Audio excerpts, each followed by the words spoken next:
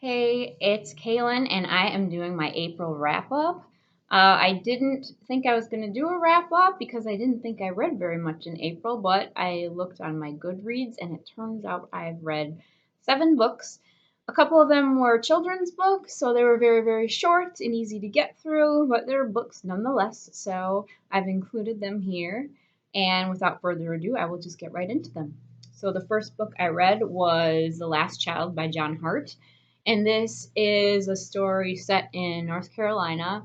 It's about a boy whose twin sister goes missing, and a year later, he is still they haven't had any leads or any clues as to what happened to her. All they know is that the boy's friend saw her get into a van and it drove away. But other than that, they know nothing. This is basically about the kid and the local detectives hunt for what happened to her.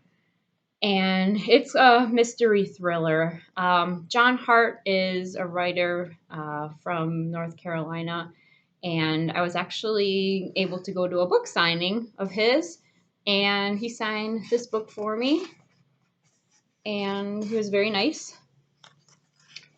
And he's a very good writer. I did listen to this on Audible, and I kind of regret doing that a little bit just because I I listened to it in short spurts, like driving to work or driving to the store. I didn't really have a long trip to really get into it. So it was really start and stop for me, which kind of broke it up for me a little bit. And I kind of regret doing that. It would have been probably more enjoyable had I listened to it kind of in one long go or like 2 long drives.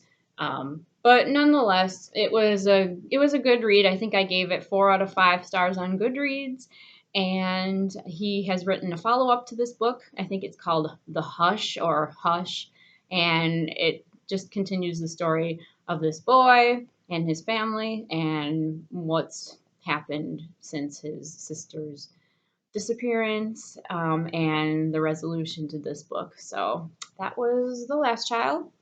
The next book I read, I don't have the physical copy of. It is In a Dark, Dark Wood by Ruth Ware. And this I listened to on Audible. I actually featured this book on my other video that I did of some of my favorite book covers. I don't have the shot to put it on this video, so I'm sorry, but it has a beautiful black and white cover, and I love it. The book was okay. I've heard a lot of kind of bad things about Ruth Ware books. They're not favorites. Some of them, I guess some people like them. Some people really just do not like her writing. Um, I thought this was okay. It kind of sucked me in the beginning, but some of the characters were kind of over the top and outrageous and just kind of crazy, like unwarranted crazy, it seemed like. And the direction that it went was it was sort of predictable and felt like a lot of other like thrillers I think that I've read. So overall, I think I gave it like a 3 out of 5 stars. So that was In a Dark, Dark Wood by Ruth Ware. The next book I read was The Hangman's Daughter, and I talked a little bit about this. I think I made a review video for this book. This book is kind of a historical fiction. It's set in I think, the 1600s. And it's during a time when there was a lot of suspicions about witchcraft. And this is set in a German town, like a small German town. And it's about the city and how they deal with, the town, how they deal with some children that start be getting murdered, and there's suspicion immediately on one of the midwives in the town, and because she has potions and a lot of remedies and herbs that she creates to help treat women. And so there's suspicion on her, and the backstory is that there were about 70 years ago there was a huge burning of all these suspected witches, and the town's kind of reeling over that and still and afraid that something like that will happen again. And the hangman in the book is, he's the local hangman, and His job is to execute criminals, obviously, and he, along with the local physician and the daughter, actually become kind of part of a team in trying to figure out how these children are getting murdered. And the children have unusual markings on that are written on them, and they think that they're witches' symbols. So that kind of ties in the whole witchcraft thing. This book was well written. It was very kind of breezy to get through. It was lengthy. It was like about 450 pages or so, and I'm a slow reader, so it did take me a while to get through. But the writing is very good. The characters are well developed. The hangman is interesting. He's kind of a quirky um, kind of character. He's very tough and intimidating. And so people around the town, I think, don't know whether to kind of look away from him or admire him in a way. So that's The Hangman's Daughter. I gave it 4 out of 5 stars, and there's a whole series of this book. There might be there's several other books, maybe six of them or so by this author. This is by Oliver Posch. I'm not sure how to pronounce that, but he's a German writer, so this was translated to English. It was a solid book. I probably won't be continuing with the series just because the subject matter is not really my thing. The historical fiction, witches, and things like that.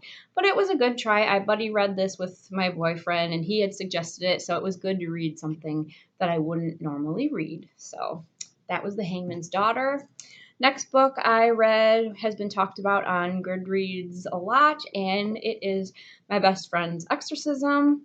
And this is by Grady Hendrix. Grady Hendrix also wrote a book called Horror Store, I think, which is sort of about a haunted IKEA type of store. And he wrote My Best Friend's Exorcism after that.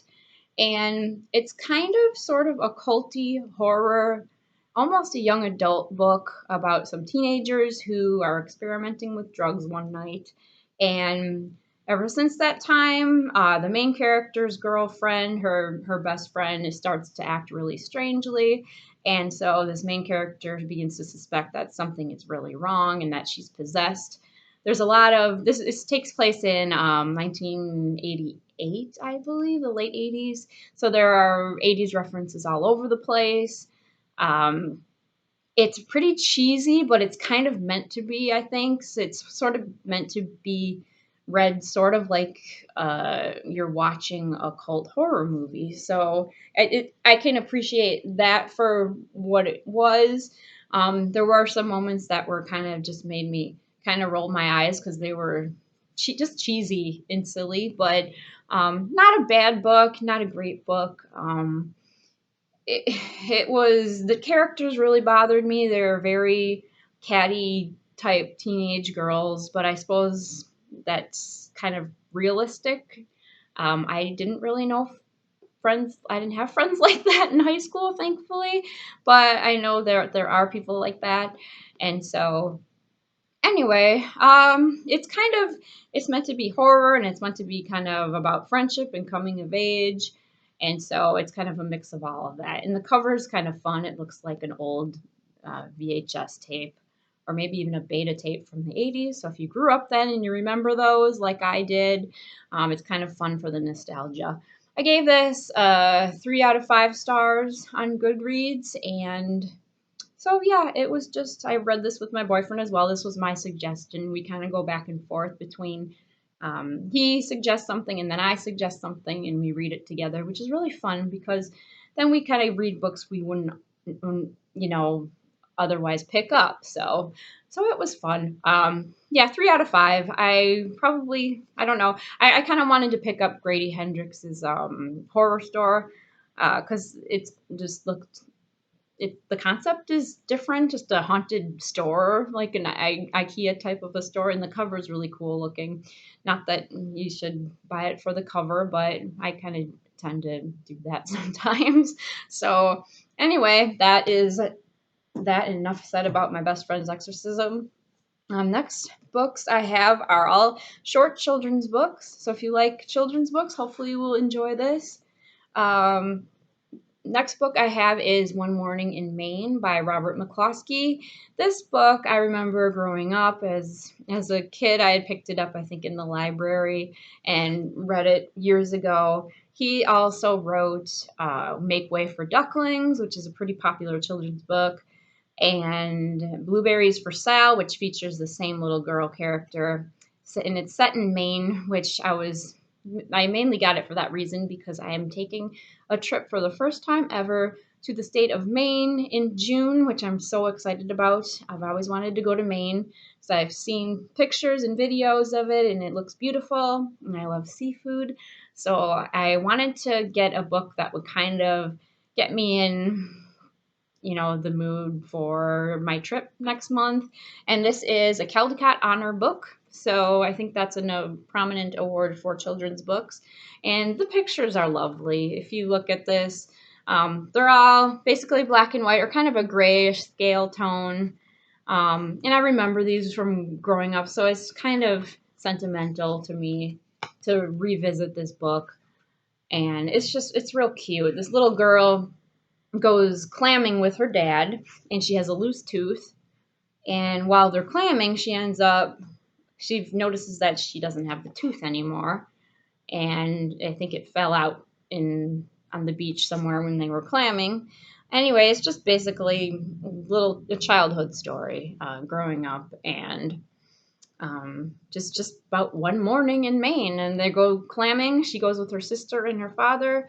Then they go take their boat into town and get some groceries. And it's a simple story, but it kind of sets the atmosphere and of living on a coastal town, and getting your food from the ocean. They're clamming, so they're gonna make lunch with clams and everything. So good story. And I'd like to pick up Blueberries for Sale because that's also, as I mentioned, featuring this character, and it's set in Maine too. So, and the next two books I have, the second to last one is Curious George Rides a Bike, and I got this book for free. I don't know if you have these in your town, but they're book boxes, I guess we call them.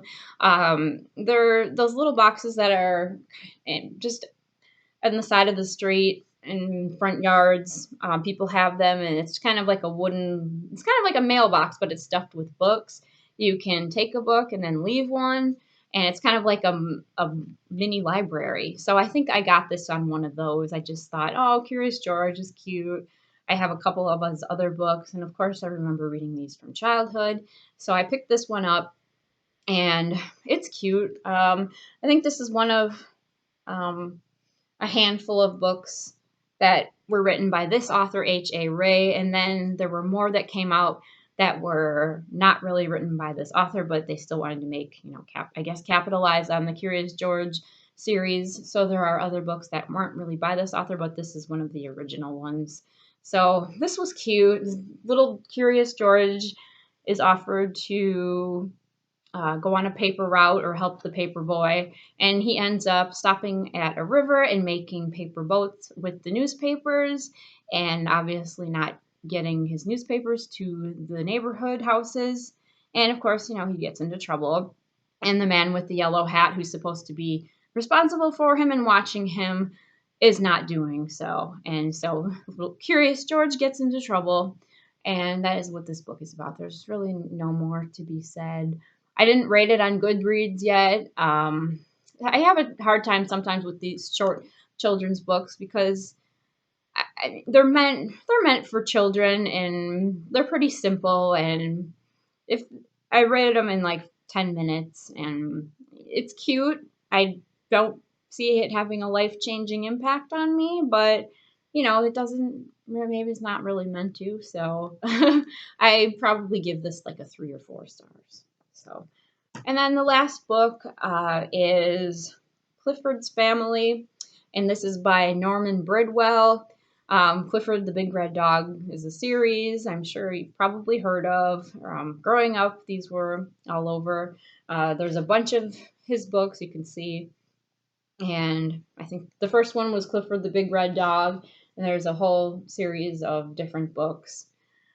featuring this big, huge red dog. And in this one, the little girl who owns him takes him to visit other dogs in his family, and they're all over town. I guess his mom lives in the city, his dad dog lives in a country house, and his sister lives, I don't remember where, but this is cute, obviously meant for children, but it's fun to revisit books that you've read. I don't think I've ever read this one, but just the series in general, I remember reading. So that's Clifford's Family.